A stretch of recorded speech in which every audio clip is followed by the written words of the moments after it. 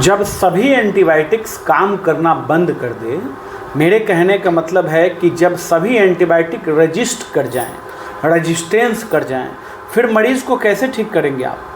आज इस वीडियो में यही जानेंगे कि जब सभी एंटीबायोटिक्स काम करना बंद कर देती हैं तो फिर कौन सा एंटीबायोटिक, कौन सी दवा, कौन सा इंजेक्शन, कौन सा टैबलेट दिया जाता है। क्या आपके साथ कभी ऐसा हुआ है कि सभी एंटीबायोटिक्स ने काम करना बंद कर दिया, टोटल एंटीबायोटिक्स बॉडी में रजिस्ट हो चुकी हैं, अब मरीज़ को कैसे बचाया जाए? अगर नहीं हुआ है तो कभी भी ऐसा हो सकता है, ऐसा भी मरीज आपके पास आ सकता है। देखिए, क्रिटिकल कंडीशन है, बहुत कम ऐसा होता है, लेकिन हमने कल अपने प्रैक्टिस में देखा, कल हमारे क्लिनिक पर एक मरीज आए हुए थे जिनका जो है सभी एंटीबायोटिक्स रजिस्ट हो चुकी हैं, बड़े बड़े एंटीबायोटिक्स मेरोपेनम तक रजिस्ट हो चुका है। ऐसा क्यों? यही जानेंगे इस वीडियो में कि ऐसा क्यों हुआ, और अगर ऐसा हो जाता है तो फिर उसके लिए कौन सी दवा चलाई जाती है कि एंटीबायोटिक फिर से काम करना शुरू कर देती हैं। मेन मुद्दा ये है, एंटीबायोटिक देखिए मेन हथियार है। सब एंटीबायोटिक रजिस्ट क्यों हो जाता है? जैसे मान लीजिए जो पेशेंट हमारे यहाँ आए हुए थे, वो जो है उनको टाइफाइड था, ठीक है, और टाइफाइड उनका IgG IgM दोनों पॉजिटिव था। विडाल पॉजिटिव तो नॉर्मल चीज़ है, लेकिन IgG IgM दोनों पॉजिटिव है तो 360 टाइफाइड है ना। टाइफाइड जो है अगर हिंदी भाषा में समझाएं तो खतरनाक वाला टाइफाइड है। ठीक ही नहीं हो रहा था, लगभग जो है 2.5 साल से परेशान थे टाइफाइड से। ठीक तो होगा एंटीबायोटिक टाइफाइड से ही, लेकिन कौन से एंटीबायोटिक से ठीक होगा ये जानना है। देखिए, इसके लिए आपको क्या करना होता है? इसके लिए आपको करना होता है कि आप यूरिन कल्चर करवा लीजिए, है ना। यूरिन कल्चर आप करवाएंगे, ब्लड कल्चर आप करवाएंगे, स्टूल कल्चर आप करवाएंगे, तो क्या होगा, एंटीबायोटिक रेजिस्टेंस का पता चलेगा, है ना। एंटीबायोटिक कितनी रेजिस्टेंस हो रही है, मतलब कौन सी एंटीबायोटिक काम करेगी इनके ऊपर, इस मरीज़ के ऊपर, कौन सी एंटीबायोटिक काम नहीं करेगी। इसके लिए आपको 3 टेस्ट करवाना चाहिए, तीनों में से कोई एक, जैसी आपकी सुविधा हो, यूरिन कल्चर, ब्लड कल्चर या स्टूल कल्चर। एक बार मैंने इसके बारे में बताया हुआ था, तो एक डॉक्टर साहब ने कमेंट किया कि डॉक्टर साहब इतना महंगा टेस्ट कोई क्यों कराएगा। देखिए, जब पेशेंट नहीं ठीक होता है ना, क्या होता है, आप ही लोगों के पास से जो है पेशेंट रेफ़र हो जाता है, नहीं ठीक होता है, तभी ना शहर में जाता है। शहर में पेशेंट कब जाता है? छपरा, पटना, दिल्ली, बम्बे, लखनऊ या मद्रास या एम्स में मरीज़ कब जाता है? सबसे पहले तो आप ही लोगों के पास आता है ट्रीटमेंट के लिए। तो अगर मरीज़ को ठीक होना है तो टेस्ट करवाएगा, ऐसी बात नहीं है कि नहीं करवाएगा, करवाएगा ही।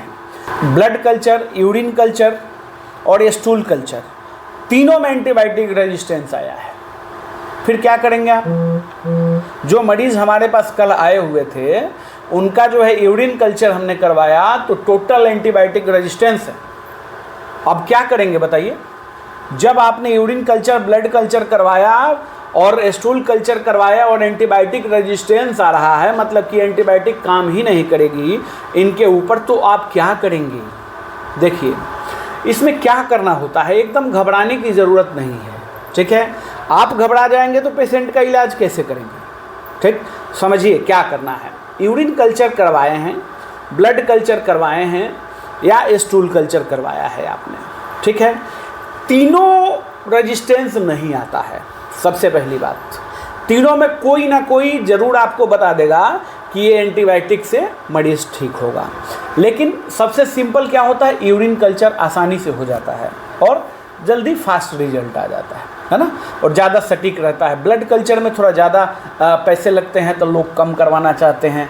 स्टूल कल्चर थोड़ा सा, अब लैट्रिन स्टूल देना थोड़ा सा दिक्कत होती है, इसलिए लोग कम करवाना चाहते हैं। तो इसका प्रोसेस क्या है? प्रोसेस यही है कि यूरिन कल्चर, ब्लड कल्चर और स्टूल कल्चर तीनों करवाना चाहिए। तीनों में कहीं ना कहीं पकड़ में ज़रूर आएगा और फिर उस मरीज़ को आप दवा लिखेंगे, ज़रूर ही ठीक होगा। कभी कभी क्या होता है, कभी कभी जो है, अगर आपको वीडियो अभी तक अच्छा लगा है तो एक और इंटरेस्टिंग बात आपको बता रहा हूँ कि ये जो मरीज़ हमारे पास आए हुए थे, इनका यूरिन कल्चर में सभी एंटीबायोटिक रेजिस्टेंस थे, लेकिन हमने फिर से करवाया। उसका कारण क्या है? कभी कभी गलती हो जाती है सैंपल देने में, है ना।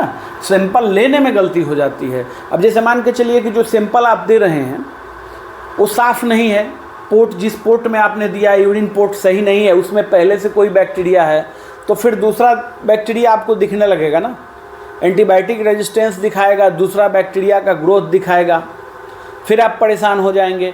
कभी कभी क्या होता है कि यूरिन देने से पहले, सबसे पहले यूरिन देने का तरीका क्या है, यूरिन देने का तरीका है कि सबसे पहले यूरिन थोड़ा सा पास आउट कर लीजिए, उसके बाद साफ़ बर्तन में ले जा करके और दीजिए, ठीक।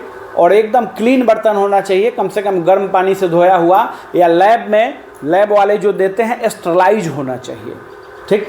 तो रीकल्चर भी करवा के देख सकते हैं, कभी कभी कल्चर करने में भी गलती हो जाती है, तो उसमें भी एंटीबायोटिक्स रेजिस्टेंस बताता है। ये बहुत ही महत्वपूर्ण जानकारी है।